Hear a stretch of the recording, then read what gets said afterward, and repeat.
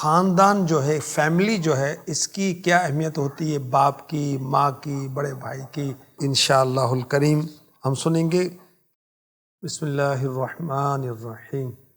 Safe ul Malook حضرت میاں محمد بخش رحمۃ اللہ تعالی علیہ کا کلام ہے، ہزاروں اشعار ہیں، سلیکٹڈ اشعار ہم نے لیے ہیں تاکہ اپنے ناظرین تک ہم اسے پہنچائیں۔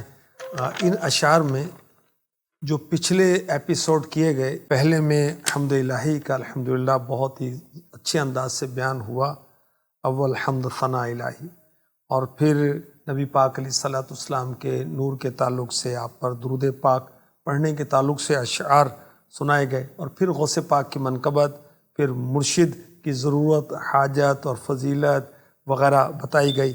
اچھی بری صحبت کے تعلق سے میاں محمد بخش رحمۃ اللہ تعالی علیہ کے اشعار ہم نے ایپیسوڈ نمبر 6 میں پیش کیے تھے، اور تہجد گزاری، رات کی فضیلت وغیرہ کے تعلق سے، رات کی عبادت کی فضیلت کے تعلق سے بھی پچھلے ایپیسوڈ میں عرض کیا گیا۔ اللہ تبارک و تعالیٰ اپنے بندوں پر کتنا مہربان ہے، عیب چھپاتا ہے، نیکیاں ظاہر کرتا ہے، یہ بھی پہلے بیان کیا گیا۔ یہ آپ کا شوق بڑھانے کے لیے میں عرض کر رہا ہوں۔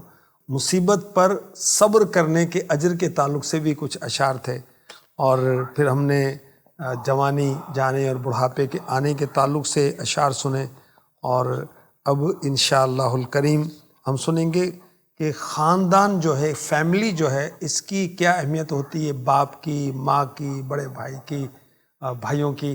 سنیں اس میں میاں محمد بخش رحمۃ اللہ علیہ کیا فرما رہے ہیں۔ ماواں دے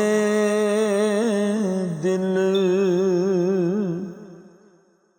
نرم گلابوں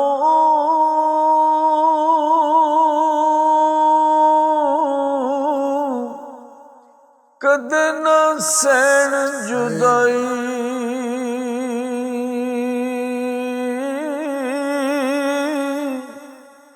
پتراں دے لکھ عیب چھپاون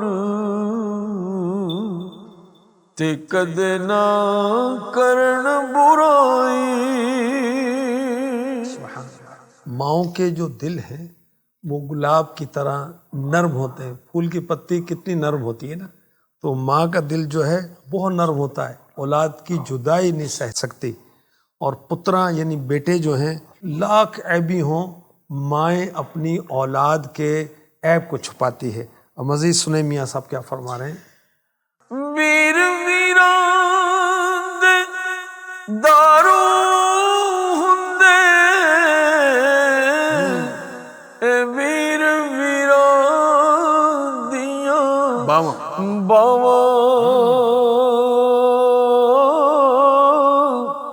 باپ سراں دے تاج محمد، ماواں ٹھنڈیاں چھاواں۔ جو بھائی ہوتے ہیں، ویر جو ہیں، وہ بھائیوں کے دکھ درد بنڈاتے ہیں، اور بھائی بھائی کو مضبوط کرتے ہیں۔ اور باپ کیا ہے؟ باپ جو ہے یہ اولاد کے لیے سر کا تاج ہے، اور ماں وہاں ٹھنڈیاں چھاواں۔ یہ تو دیکھو اتنا مشہور ہے کہ بہت ساری گاڑیوں کے پیچھے آپ نے لکھا دیکھا ہوگا، ماواں ٹھنڈیاں چھاواں۔ تو میاں محمد بخش رحمۃ اللہ تعالی علیہ کے کلام کا یہ جز ہے۔ تو بڑے بھائی کا ادب باپ کی طرح کرنا چاہیے، ٹھیک ہے نا، اور بڑے بھائی کو چھوٹے بھائی کا احترام کہیں، شفقت کہیں، محبت کہیں، اولاد کی طرح کرنی چاہیے۔ اور بعض کرتے بھی ہیں، بعض نہیں بھی کرتے، نصیب کی بات ہے۔ اور بھائی کو مضبوط کرے۔ مثال کے طور پر 5 بھائی ہیں تو 4 بڑے سمجھدار، ذہین، کاروبار، ایک بیچارہ ذرا پورا سورا ہے جیسے بیچارہ وہ نہیں کر پاتا، تو بھائیوں کے چاہیے اس کو اسٹینڈ دیں اور اس کی مدد کریں، مشکلات میں مدد کرنا یہ چاہیے۔ اور باپ جو ہے یہ تو پوری فیملی کا سمجھیں کہ کراؤن ہے نا، تاج ہے، یہ تو سب کے اوپر وہ ہوتا ہے وہ۔ اور اس کے تو دیکھیں ماں کا بہت اکرام ہے، ماں کی بہت عزت ہے، ہمارے دین میں بہت اس کا ادب سکھایا گیا ہے۔ مگر جو باپ ہے وہ تو ہماری ماں کا بھی شوہر ہے نا، اس کا بھی مالک ہے ایک طرح سے۔ تو باپ کا بہت احترام ہے، اور ماں تو پھر ماں ہوتی ہے. جیسے درخت جو ہے، یہ نیم ٹری کی مثال ہم نے اسکول کے زمانے میں پڑھی تھی کہ یہ دھوپ جھیلتا ہے مگر جو اس کے نیچے آتا ہے اس کو ٹھنڈ فراہم کرتا ہے. تو مائیں تکلیف برداشت کرتی ہیں اور اپنی اولاد کو سکھ چین بانٹتی ہیں. دیکھیں کہ جب بچہ آتا ہے تو ماں کو زندگی اور موت کی کشمکش میں ڈال کے آتا ہے. بہت ساری مائیں مر بھی جاتی ہیں اور پھر وہ ایک عرصے تک انفٹ رہتی ہے، اٹھنے جیسی نہیں رہتی، اور اس کو فیڈ کرتی ہے، اس کا پیشاب پخانہ اٹھاتی ہے. کون اٹھاتا ہے؟ تو ماواں ٹھنڈیاں چھاواں. سنیں مزید میاں صاحب فرماتے ہیں جب ماں باپ چلے جاتے ہیں نا تو پھر کیا کیفیت ہوتی ہے. ماں مرے مک جاندے پیکے تے باپ مرے گھر بلا.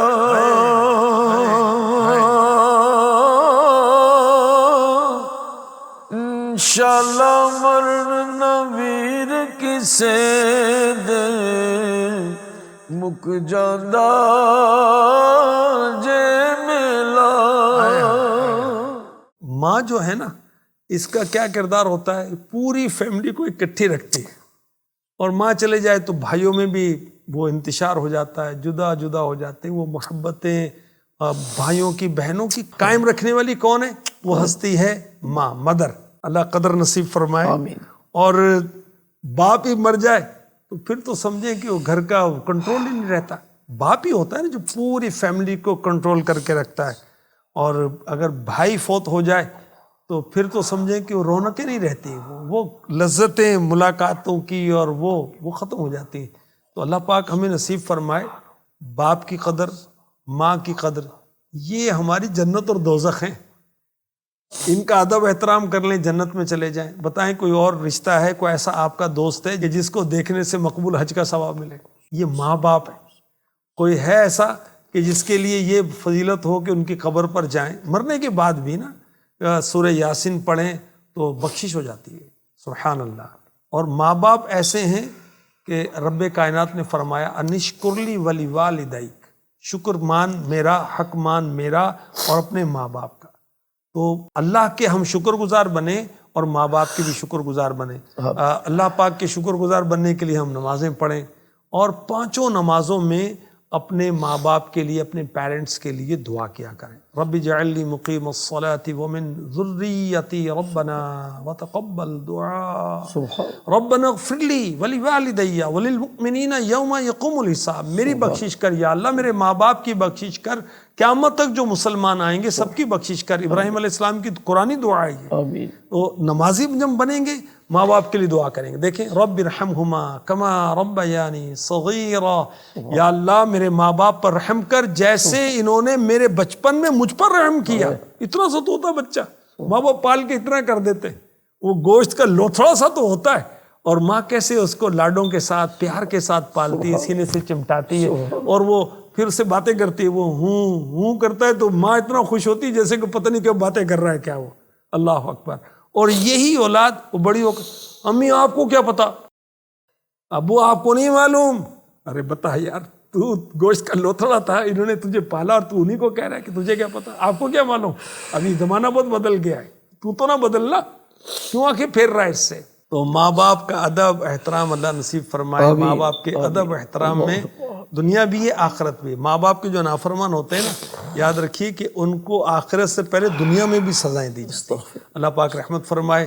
اور جن کے ماں باپ حیات ہیں اللہ ان کو صحت و سلامتی عطا فرمائے. اور جن کے ماں باپ فوت ہو گئے ان کے لیے دعا بھی کیا کریں، قبرستان حاضری دیا کریں، اللہ ان کی بخشش فرمائے. جن کے بھائی بہن فیملی ہے اللہ سب کو سلامت رکھے، یکجائی رکھے، اکائی رکھے، محبتیں قائم رکھے، ایک دوسرے کا ادب احترام نصیب فرمائے. آمین بجاہ خاتم النبیین صلی اللہ تعالی علیہ وسلم.